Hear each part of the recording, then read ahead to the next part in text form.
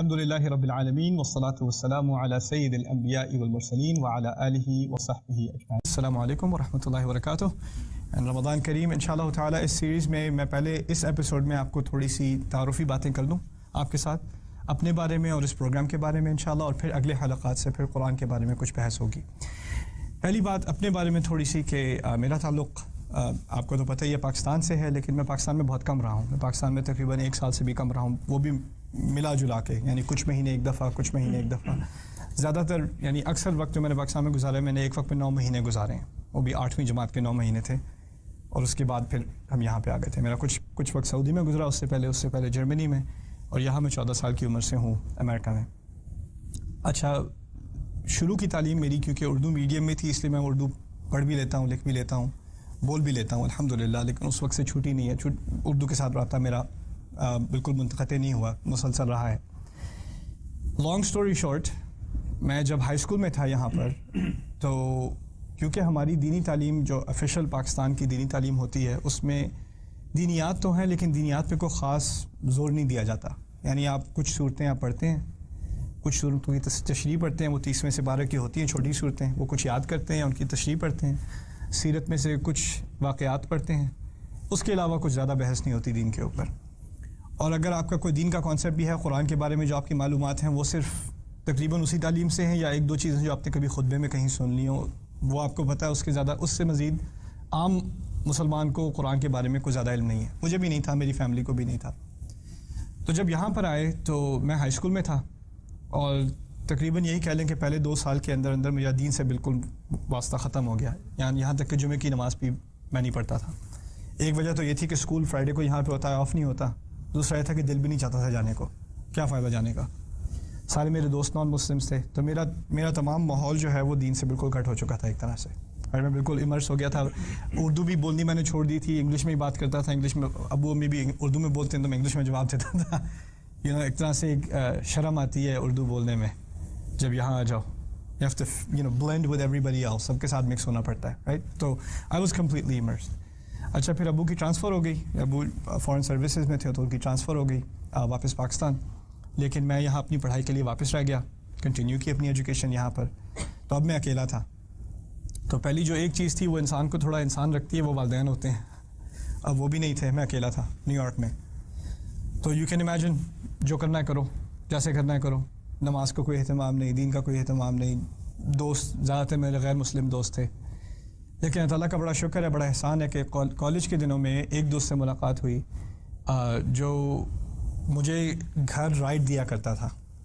یعنی میں عام طور پہ میں ٹرین لے کے، سب وے لے کے گھر جاتا ہوں، 1.5 گھنٹہ لگتا تھا مجھے گھر پہنچنے میں، اس کے پاس گاڑی تھی، اور شاید میں نے دوستی بھی اس سے اسی لیے کی تھی کہ اس کے پاس گاڑی تھی۔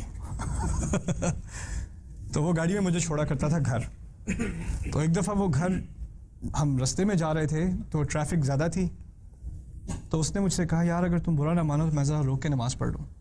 جب پہلے کبھی ایسا نہیں ہوا کہ نماز کے دوران ڈرائیو کر رہے ہوں، تو کبھی مجھے احساس نہیں ہوا کہ یہ نمازی ہے۔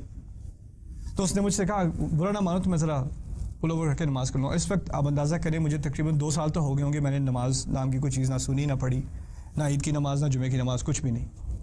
میں نے کہا پڑھ لو، جو کرنا ہے وہ کرو، تم کرو۔ تو وہ کسی مسجد میں گھما کے گیا کوئنس کے اندر، گاڑی باہر پارک کی، اندر چلا گیا۔ اب مجھے برا لگا کہ یار میں باہر بیٹھا ہوں، وہ اندر جا کے نماز پڑھ رہا ہے، میں بھی اندر چلا گیا۔ اب مجھے یہ بھی نہیں یاد کہ وضو کیسے کرتے ہیں، تو میں نے وضو کے بغیر نماز پڑھی، ایسے ہی اس کے ساتھ ہی کھڑے ہو کے اس کو فالو کر کے نماز پڑھی۔ واپس آئے تو ایک دل میں احساس ہوا کہ یار یہ کیوں چھوڑ دی میں نے نماز۔ پھر میں نے نماز سیکھنی شروع کی دوبارہ چھوٹی صورتیں یاد کی، وہ بھی یاد نہیں تھیں، دوبارہ یاد کی، پھر دوبارہ نماز پڑھنی شروع کی، اور پھر ایک دفعہ جب نماز کا چسکا پڑا تو 5 وقت کی نماز پڑھنی ہے۔ پہلے تو یہ ہوا کہ یعنی دن کے آخر میں 5 نمازیں اکٹھی کر لو، پھر تھوڑا بہت سیکھا تو پتہ چلا کہ نماز کو اپنے وقت پہ پڑھنا پڑتا ہے۔ اللہ تعالیٰ نے قرآن میں فرمایا ہے ان الصلاۃ کانت علی المؤمنین کتابا موقوتا، نماز مومن پر ایک ایسی چیز ہے، جو ایسا قانون ہے جو وقت پر ہے، موقوت، اس کے خاص اوقات ہیں۔ تو ٹھیک ہے، اب وقت پہ نماز پڑھنی شروع کی۔ اب وقت پہ کبھی کالج کلاس چل رہی ہے تو بیچ میں سے چھوڑ کے ہال وے میں کبھی کلاس ہو رہی ہے، کبھی کہیں سب وے میں ہے تو سب وے اسٹیشن پہ سائڈ پہ ہو کے نماز ہو رہی ہے۔ تو نماز جب تھوڑی پڑھنی شروع کی تو احساس ہوا کہ کچھ پتہ نہیں پڑھ کیا رہا ہوں، مجھے سمجھ نہیں آتی پڑھ کیا رہا ہوں۔ تو کسی نے تحفے میں مجھے انگلش ٹرانسلیشن دی قرآن کی، یوسف علی کی ٹرانسلیشن، مجھے ابھی تک یاد ہے رحمہ اللہ، ان کی ٹرانسلیشن تھی اردو کی اور انگلش کی، اور ان کی انگلش اگر آپ نے پڑھی ہو تو اٹس فیلز لائک شیکسپیئر، بہت مشکل انگریزی ہے. تو وہ میں سبوے میں پڑھنے کی کوشش کرتا تھا لیکن سمجھ نہیں آتی تھی کیا کہہ رہے ہیں. پھر میں نے اردو ترجمہ پڑھنے کی کوشش کی. اردو میں اور کنفیوز ہوا، کیونکہ اردو میں جب ترجمہ کرتے ہیں تو وہ لفظاً ترجمہ کرتے ہیں نا، تو وہ یہ نہیں کہتے میں شروع کرتا ہوں، کہتے ہیں کرتا ہوں شروع. اس طرح الٹی ترتیب میں لکھتے ہیں ترجمہ. اور پھر سائڈ پہ بڑے موٹے موٹے حاشیے ہوتے ہیں جو کسی انسان کو سمجھ نہیں آتے. تو وہ آئی گیو اپ، میں نے کہا یہ تو میرے سمجھنے سے باہر ہے. یعنی قرآن پڑھنے سے زیادہ جواب آنے کے بجائے زیادہ سوال ذہن میں آنے شروع ہو گئے. یہ سبجیکٹ ایک دم سے ایسے چینج کیوں ہو گیا، یہ بار بار بات دہرائی کیوں جا رہی ہے. اگر یہ سورہ، اس کا نام سورہ بقرہ ہے تو اس میں گائے کے علاوہ اور دوسری باتیں کیوں ہو رہی ہیں. اگر اس سورت کا نام آل عمران ہے تو اس میں عمران کی فیملی کے بارے میں بات ہونی چاہیے، اور کیا بات کیوں ہو رہی ہے یہاں پر. اور یہ کیا چیز ہے، یہ چکر ہے. کچھ مدنی ہے، کچھ مکی صورت ہے. اچھا مکی پہلے تھیں، مدنی بعد میں تھیں، تو شروع میں ہی ساری مکی کیوں نہ کر دیں، آخر میں ساری مدنی کیوں نہ کر دیں. یہ سوال میرے ذہن میں آنے شروع ہو گئے. اچھا میں اب سوال پوچھوں بھی تو کس سے پوچھوں، کوئی پوچھنے والا جواب دینے والا نہیں. اچھا اب آگے تھوڑی اور کہانی چلی. ایک موقع ملا مجھے، ڈاکٹر عبدالسمیع آئے ہوئے تھے پاکستان سے، وہ میرا خیال ہے فیصل آباد میں ہوتے ہیں اب. روز رات کو 20 تراویح، اور ہر 4 رکعت کے بعد جو 4 رکعت میں پڑھا گیا اس کا ترجمہ اور تفسیر، اور ہلکی سی تفسیر، یعنی ترجمہ ہی کہہ لیں، لیکن مسلسل ترجمہ. کوئی مشکل بات ہو تو اس کو تھوڑا سا ایکسپلین کر دیا، لیکن چلتے رہے روانی کے ساتھ. تو روزانہ ایک سپارے کا ترجمہ اور تفسیر، یعنی رات کو 1-2 بجے تک ان کا پروگرام چلتا تھا. تو میں ایک دفعہ گیا، میں نے سنا، میں نے پہلی دفعہ سمجھا کہ مجھے قرآن واقعی سمجھ میں آنا شروع ہو گیا ہے. تو میں روزانہ گیا، میں 30 دن مسلسل اس پروگرام میں گیا، دورہ ترجمہ قرآن میں. اور اس پروگرام کے آخر میں میں نے ان سے جا کے کہا کہ آپ جو کام کرتے ہیں میں نے یہ کام کرنا ہے. I was so inspired. پہلی دفعہ مجھے احساس ہوا کہ میں پوری زندگی مسلمان رہا ہوں لیکن مجھے یہ پتہ نہیں تھا کہ قرآن ہے کیا چیز. پہلی دفعہ مجھے یہ احساس ہوا کہ قرآن میں کوئی ایسی بات ہے جو مجھ سے کی جا رہی ہے. تو میں نے ان سے کہا کہ میں جو آپ کام کرتے ہیں میں کرنا چاہ رہا ہوں. تو انہوں نے مجھ سے کہا ہاں بہت آسان ہے، عربی سیکھ لو. پھر میں نے کہا عربی کہاں سیکھوں تو کہتے ہیں میری کلاس 2 دن میں شروع ہو رہی ہے، آ جانا. ان کا 3 ہفتے کا کورس تھا، 3 گھنٹے کا روزانہ کا. میری روٹین یہ تھی، میں صبح جاب پہ جاتا تھا، پھر وہاں سے کالج جاتا تھا، پھر وہاں سے یہاں مسجد آتا تھا 3 گھنٹے کی کلاس کرنے، پھر دوبارہ اگلے دن صبح 5 بجے دوبارہ روٹین شروع. 20 گھنٹے میرے تقریباً دن ہوتے تھے. ان کے ساتھ عربی پڑھی 3 ہفتے. 3 ہفتے کو بڑی بات نہیں ہے. 3 ہفتے کا کورس ختم کرنے کے بعد انہوں نے نوٹس کیا کہ میری کو خاص دلچسپی تھی عربی میں، اور اللہ تعالیٰ نے بھی ذہن کھول دیا عربی کی طرف. ویسے باقی کلاسوں میں بڑی چین سے سوتا ہوں، عربی کلاس میں مجھے نیند نہیں آئی ہے تو انہوں نے کہا کہ تم ایسا کرو، تم میرے ساتھ دوبارہ پڑھ لو یہی کورس. تو انہوں نے مجھے 1-on-1 3 مزید ہفتے جسٹ پرسنلی مجھے اور پڑھایا 3 ہفتے. اور پھر اس کے بعد ان کی فلائٹ واپس پاکستان جا رہی تھی. تو انہوں نے کہا اچھا اب تمہیں مجھے پیمنٹ کرنی ہے. جاتے دن آخری دن مجھے کہتے ہیں، ڈاکٹر صاحب کہتے ہیں مجھے پیمنٹ کرنی ہے. تو میں نے کہا آپ جو کہیں. پیسے تو میرے پاس تھے نہیں، خیر پیمنٹ کیا کروں گا میں، شاید میں فش سینڈوچ لے کے آیا تھا، میں ان کو دے دیتا. تو کہتے ہیں اب تمہیں پڑھانا ہے، جو میں نے تمہیں پڑھایا وہ تمہیں پڑھانا ہے. کہ ڈاکٹر صاحب میں نے 6 ہفتے پڑھا ہے، میں کیا پڑھاؤں گا، مجھے کیا پتہ ہے. نہیں جس کو پڑھا سکتے ہو پڑھاؤ، بس پڑھاؤ. اوکے آپ کہتے ہیں تو پڑھا دیتا ہوں. پھر میں نے اپنے کالج میں عربی پڑھانی شروع کی. دوستوں کو عربی جو سنے نہ سنے اسے میں نے عربی پڑھانی شروع کر دی گھر میں عربی پڑھانی شروع کر دی. شادی ہوئی تو وائف کو عربی پڑھانی شروع کر دی، کسی کو نہیں چھوڑا، بس عربی پڑھانی شروع کر دی. ایک طرف سے اور جتنی عربی پڑھوں پھر مجھے احساس ہوا کہ ٹھیک ہے مجھے کچھ فنڈامنٹلز، کوئی بیسک عربی تو آ گئی ہے ڈاکٹر صاحب کی وجہ سے، لیکن مجھے اپنی تعلیم بھی آگے کرنی ہے. میرے پاس اتنا علم نہیں ہے کہ میں پوری طرح قرآن کو سمجھ سکوں. ٹھیک ہے اب کچھ قرآن سمجھ آنا شروع ہو گیا.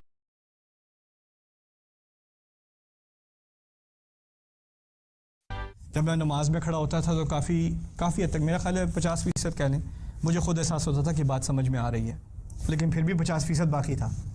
رائٹ. اور ابھی بھی میں کالج اسٹوڈنٹ تھا، ابھی بھی میری فل ٹائم جاب بھی تھی، اور یہ پارٹ ٹائم کا سلسلہ تھا، کچھ دوستوں کے ساتھ ایسے جو بھی فری ٹائم ملے اس میں. پھر اللہ تعالیٰ نے اور دروازے کھولے. اس کے بعد کچھ تھوڑے بہت پیسے جمع ہوتے تھے تو میں عربی کی کتابیں خریدتا تھا. تو عربی کی کتابیں خرید کے میں نے خود سے پڑھنا شروع کر دیا، کیونکہ بیسس تو تھی، ڈاکٹر صاحب نے ایک بیسک تعلیم دے دی تھی، تو خود سے میں نے اپنے آپ کو ایڈوانس کرنے کی کوشش کی. تو مدینہ کا کریکولم، پھر ریاض کا کریکولم، پھر ایجپٹ کا کریکولم، العربیۃ بین یدیک، پھر کیمبرج یونیورسٹی کا کریکولم، پھر جارج ٹاؤن یونیورسٹی کا کریکولم، ایک کے بعد دوسرا میں نے خود سے پڑھنا شروع کیا. اور جہاں کہیں پھنس جاتا، کیونکہ نیو یارک میں تھا، وہاں امام بہت ہیں، تو کسی مسجد میں گئے، کسی عرب امام سے پوچھ لیا یہ کیا ہے، یہ کیا ہے، یہ کیا ہے، ورنہ خود سے مطالعہ کنٹینیو کیا میں نے. اچھا اس دوران کیونکہ میرے نزدیک جو میری موٹیویشن تھی عربی پڑھنے کی، وہ اصل تھی قرآن سمجھنا. میں صرف عربی اس لیے پڑھنا چاہتا تھا کہ مجھے قرآن ڈائریکٹلی سمجھ آئے اور زیادہ سے زیادہ سمجھ آئے. اچھا جیسے میری عربی پڑھنی شروع ہوئی تو مجھے یہ احساس ہوا کہ جو قرآن میں پہلے پڑھ بھی چکا ہوں نا، وہ بھی مجھے اصل میں سمجھ نہیں آیا تھا. یعنی اس میں ایک گہرائی تھی جو میں نے اس کو انڈر ایسٹیمیٹ کیا تھا. میں سمجھا تھا کہ سمجھ آ گئی بات، یہ لفظ ہے، اس کا یہ معنی ہے، لیکن بعد میں پتہ چلا کہ اس کے اور بہت گہرے معنی بھی ہیں. تو پھر مجھے احساس ہوا کہ شاید میرے فہم میں اور میری انڈرسٹینڈ میں کچھ چیز مسنگ ہے. اچھا اس دوران کیونکہ قرآن سے دلچسپی تھی اور عربی اتنی میری ایڈوانس تھی نہیں کہ میں خود سے جا کے تفسیر پڑھ سکوں عربی کی، تو انگلش میں زیادہ تفسیریں ہیں نہیں، تو پھر میں نے اردو تفسیریں پڑھنی شروع کی. مفتی محمد شفیع رحمہ اللہ، ان کی معارف القرآن، ابھی تک میں اس کا مطالعہ کرتا ہوں. تدبر القرآن امین حسن نسائی صاحب، ابن کثیر کا اردو ترجمہ، جو بھی تفسیر ہے مجھے ملی، تفسیر مظہری جو بھی ملا، تفسیر عثمانی، وہ میں نے کاپیز لے کے ان کو پڑھنا شروع کیا. لیکن پھر بھی مجھے احساس ہوتا تھا کہ کچھ مسنگ ہے. جب ترجمہ پڑھا کوئی چیز مسنگ ہے، کچھ سمجھ نہیں آ رہی بات. تو پھر میں نے اپنے آپ کو فورس کیا عربی سننے پہ. یعنی جو عرب علماء ہیں ان کے جو قرآن کے لیکچرز ہیں، اب مجھے اتنی عربی آتی نہیں ہے کہ میں سن کے سمجھ سکوں، لیکن پھر بھی میں نے اپنے آپ کو فورس کیا کہ سنوں بیٹھ کے. ایک ہی لیکچر 1 گھنٹے کا ہے تو میں 20 دفعہ سنوں جب تک سمجھ نہیں آ جائے. ایک لفظ جو نہیں آتا وہ لکھ لوں، ڈکشنری میں جا کے ڈھونڈوں. اور انہوں نے بیٹھ کے پھر پورے لیکچر ٹرانسکرائب کیے عربی کے. پہلی لیکچر سیریز جو میں نے سنی تھی اس کا نام تھا اعجاز القرآن. طارق سویدان ایک عالم ہیں کویت کے، انہوں نے یہ سیریز کی تھی 16 گھنٹے کی قرآن کے معجزے پہ. تو میں نے پہلے گھنٹے میں 20 گھنٹے پہلے لیکچر پہ 20 گھنٹے میں نے گزارے ہیں سن کے. اور پھر ہوا یہ کہ الحمدللہ اس کے بعد سے عربی سننا جو ہے آسان ہو گئی میرے لیے. اچھا وہ لیکچر سیریز سننے کے بعد مجھے احساس یہ ہوا کہ جو تعلیم میں نے حاصل کی تھی قرآن پہ کے اندر اب تک، یعنی ڈاکٹر عبدالسمیع سے، ڈاکٹر اسار احمد سے، اور ڈاکٹر فرحت ہاشمی کو بھی کافی سنا، اور باقی جو بھی علماء ملے یہاں پر، ایک مولانا عبداللہ سلیم ہیں، ان کی قرآن ایکسپلورر.com ہے، ان کے دروس کو سنا، ان سے جو کچھ سیکھا. اور عرب علماء ہیں جو بات کر رہے ہیں وہ زمین آسمان کا فرق ہے. وہ ایک بات نہیں کر رہے جیسے کہ وہ 2 قرآن پڑھ رہے ہیں. معاذ اللہ، معلوم ہوتا ہے کہ وہ بالکل ان کا جو پرسپیکٹیو ہے وہ بالکل ہی اور ہے. ہمارے ہاں جو اسٹرینگتھ ہے، جو میرے نزدیک، یہ میری اپنی ذاتی بات ہے، ہمارے ہاں جو ہمارے علماء کی بحث ہے از ویری فلسافک. اس میں فلسفہ بہت ہے، اس میں حکمت بہت ہے، اس میں فوائد بہت ہیں. ان کے ہاں ہر لفظ کی گہرائی میں جا کر اس لفظ کا معنی کیا ہے، اس سے کیا فائدے نکلتے ہیں، وہ جو گہرائی وہاں ملی وہ مجھے کہیں اور نہیں ملی. لیکن ان کے ہاں فلسفہ نہیں ہے. ان کے ہاں جدید جو علوم ہیں اور جدید فلسفے ہیں اس پہ جو قرآن کے خلاف تنقید ہوتی ہے اس کا جواب نہیں، وہ ہمارے ہاں ہے. تو یہ 2 مختلف دنیا تھیں یعنی قرآنک اسٹڈیز کی. اور پھر اسی طرح مجھے اردو میں جو مصادر ہیں، جو سورسز ہیں، ان کے فائدے، اس سے میں نے فائدہ اٹھانا شروع کیا. دوسری طرف عربی میں جو سورسز تھیں ان سے میں نے پھر فائدہ اٹھانا شروع کیا. اچھا عربی میں جب میں نے یہ سیریز پڑھی، پہلی دفعہ اسٹڈی کی جو مولانا طارق سویدان کی سیریز تھی، اس کے بعد مجھے یہ احساس ہوا کہ قرآن میں جو خوبصورتی ہے، اصل خوبصورتی، وہ اس کی عربی میں ہے. اور اس کے ترجمے میں آپ اس کا میسج تو سمجھ سکتے ہیں، یعنی اوور آل جو بات کی جا رہی ہے وہ عربی میں آپ سمجھ سکتے ہیں، لیکن قرآن کی خوبصورتی صرف عربی میں ہی سمجھ آئے گی. What makes the Quran beautiful. اور یہ 2 مختلف چیزیں ہیں، قرآن کے میسج کو سمجھنا اور قرآن کی خوبصورتی کو اپریشیٹ کرنا، یہ 2 مختلف چیزیں ہیں. کوئی آرکیٹیکٹ آپ کو انجینئرنگ بتا سکتا ہے کہ یہ بلڈنگ کس فاؤنڈیشن پہ بنی ہے، اس کے کالم کہاں پر ہیں، کتنے فلور اوپر جا سکتی ہے، اس کا اسٹرکچر کتنا پرانا ہے، یہ چیزیں وہ بتا سکتا ہے. لیکن بلڈنگ کی خوبصورتی ایک اور معاملہ ہے، بلڈنگ کا انٹیریئر ڈیزائن ایک اور معاملہ ہے. وہ آرکیٹیکٹ کا مسئلہ نہیں ہے، وہ ڈیزائنر کا مسئلہ ہے. یہ دو الگ الگ باتیں. میرے نزدیک اب تک سارا میرا فوکس تھا قرآن کے پیغام پر، قرآن کے میسج پر، قرآن کو سمجھنے پر. لیکن مجھے کبھی اس بات کا احساس بھی نہیں ہوا کہ قرآن ایک خوبصورت چیز ہے. قرآن کا کلام بہت خوبصورت ہے اور اس سے انسان بہت امپریس ہوتا ہے سنتے کے ساتھ ہی. یہ چیزیں جیسے میری عربی ایڈوانس ہوئی، مجھے یہ باتیں سامنے آنی شروع ہوئیں. تو میں نے اپنے ایک ٹیچر سے کہا، عرب تھے، لما لا نعلم هذه البلاغة في اللغات الأخرى، یہ چیزیں ہم دوسری زبانوں میں کیوں نہیں سکھاتے؟ یہ میں نے کبھی اردو میں نہیں سنی یہ بات، نہ کبھی انگلش میں سنی، صرف عربی میں یہ بات سیکھی. تو یہ ہم کسی اور زبان میں کہیں. انہوں نے مجھے صاف صاف کہہ دیا هذا لا يمكن في اللغات الأخرى هذا لمن يفهم العربية والعربية فقط. یہ ممکن نہیں ہے کسی اور زبان میں, یہ صرف عربی میں ہی ہو سکتا ہے, یہ آپ کسی اور زبان میں کر نہیں سکتے. قرآن کی جو بلاغت ہے, اس کی جو خوبصورتی ہے, وہ صرف عربی میں ہی ایکسپلین کی جا سکتی ہے, اور کسی زبان میں ایکسپلین کرنا اس کو ممکن نہیں ہے. میرے دل میں ان کے لیے بہت احترام ہے, لیکن میرے دل میں ان سے اس بات میں اختلاف تھا. میرے نزدیک یہ بات کسی اور زبان میں ایکسپلین کسی حد تک کی جا سکتی ہے. تو اس تھیوری کو سامنے رکھتے ہوئے میں نے ایک پروگرام تیار کیا, اس کا نام تھا ڈیوائن اسپیچ. انگلش میں میں نے تیار کیا تھا وہ پروگرام ڈیوائن اسپیچ. ان میں یہ تمام عربی سورسز جن میں یہ باتیں کی جا رہی ہیں قرآن کی خوبصورتی کے بارے میں, ان کو میں نے جمع کر کے اس کے کچھ نوٹس بنا کے میں نے ایک ویکینڈ کا سیمینار تیار کیا. یہ تقریباً 5-6 سال پہلے کی بات ہے. یہ پروگرام میں نے امریکہ میں تقریباً میرے خیال ہے 100 سے زیادہ مرتبہ پڑھایا ہے, آل اوور. یہاں بھی, کینیڈا میں بھی, انگلینڈ میں بھی, ابھی ملیشیا میں پڑھا کے آ رہا ہوں. اور جہاں تک میرا علم ہے, میرے علم کے علاوہ اور ہے, جہاں تک میرا علم ہے اس پروگرام میں تقریباً 20 لوگ میرے سامنے اسلام لا چکے ہیں. مجھے نہیں پتا تھا کہ غیر مسلم بھی آئے ہوئے ہیں پروگرام میں, مجھے نہیں معلوم تھا, اور میری نیت بھی نہیں تھی کسی کو دعوت دینا. میری نیت تھی بس قرآن کی خوبصورتی سمجھانا. That's all, that's the only purpose. لیکن جب وہ لوگ آئے مجھے آگے کہتے ہیں, میں عربک اسٹوڈنٹ ہوں, میں یونیورسٹی آف کولوراڈو میں عربی پڑھ رہا ہوں, 2 سال سے پڑھ رہا ہوں, میں نان مسلم ہوں, میں کرسچن ہوں, میں عربی اس لیے پڑھ رہا تھا کہ میں قرآن کی غلطیاں نکالوں, لیکن آپ کے پروگرام کے بعد میں شہادت دینے کو تیار ہوں. سبحان اللہ. تو میں نے کہا دس از امپورٹنٹ. یعنی ہم ٹھیک ہے, قرآن کا پیغام اپنی جگہ ضروری ہے, لیکن جب انسان قرآن کی خوبصورتی کو سمجھے گا نا, تو اس کے ایمان پر ایک اثر پڑتا ہے, اس کا قرآن سے تعلق بدل جاتا ہے. تو میرا قرآن سے تعلق بدل گیا. اس وجہ سے میرا اور قرآن کے درمیان جو تعلق ہے وہ اٹس کانسٹنٹلی ڈیولپنگ. ابھی تک میں پڑھ رہا ہوں, سمجھ رہا ہوں, سمجھنے کی کوشش کر رہا ہوں, اور جو کچھ سمجھ میں آتا ہے پڑھانے کی کوشش کر رہا ہوں. تو اس سیریز میں میری کوشش یہ ہوگی کہ ہر 20 منٹ کے سیشن میں آپ کو کوئی چھوٹی چیزیں, I call them gems in English, Jawahar, عربی میں کہتے ہیں جواہر, ہیرے, چھوٹے ہیرے, ایک چھوٹا ہیرا آپ کو دکھا دوں کہ قرآن میں یہ خوبصورتی کیا ہے, یہ خوبصورتی کیا ہے, یہ خوبصورتی کیا ہے. لیکن اس انٹروڈکٹری سیشن میں انشاءاللہ تعالی صرف پہلی بات میں آپ کو سمجھانے کی کوشش کر دوں کہ اس کورس کا لے آؤٹ کیا ہوگا. اس کورس میں کچھ باتوں کا, کچھ سوال ہیں جو میرے ذہن میں پہلے تھے, میرے خیال سے ابھی بھی بہت لوگوں کے ذہن میں ہوتے ہیں, ان سوالوں کا میں جواب دینے کی کوشش کروں گا. سوال کیسے؟ قرآن میں جو کہانیاں ہیں, انبیاء کے قصے ہیں, وہ تھوڑے کر کے کیوں ہیں؟ یعنی یہاں پہ تھوڑا, پھر وہاں پہ تھوڑا, پھر وہاں پہ تھوڑا, اکٹھے کیوں نہیں ہیں؟ صرف سورہ یوسف اکٹھی ہے, باقی سب الگ الگ ہیں, تو الگ الگ کیوں ہیں؟ قرآن میں ایک ہی صورت کے اندر موضوع کیوں بار بار بدل جاتا ہے؟ ایک ہی موضوع پہ بات کیوں نہیں ہوتی, ایک ہی سبجیکٹ پہ بات کیوں نہیں ہوتی, بار بار تبدیلی آتی ہے, کیوں ہوتی ہے؟ قرآن کی ترتیب ایسے کیوں ہے؟ جیسے ہے فاتحہ مکی ہے, بقرہ, آل عمران, نساء, مائدہ مدنی ہے, انعام, اعراف مکی ہیں, انفال, توبہ مدنی ہے. یہ تبدیلی کیوں؟ اس کا کیا فائدہ ہے؟ قرآن میں اتنی ریپیٹیشن کیوں ہے؟ قرآن میں ایک ہی بات بار بار کیوں دہرائی جاتی ہے؟ واللہ بما تعملون خبیر, واللہ بما تعملون خبیر, واللہ بما تعملون خبیر. اور کبھی کبھی دہرائی جاتی ہے, لیکن دہرائی میں تھوڑا سا فرق آ جاتا ہے, کبھی واللہ بما تعملون خبیر, کبھی ان اللہ بما تعملون خبیر. اور سب سے بڑا سوال ہم بچپن سے سنتے آئے ہیں, ہم میں سے کئی لوگ, کہ قرآن کا ہر لفظ اپنی جگہ پرفیکٹ ہے, اس کو اپنی جگہ سے ہٹایا نہیں جا سکتا. یہ اللہ تعالیٰ کا کلام ہے, it's perfect in every way.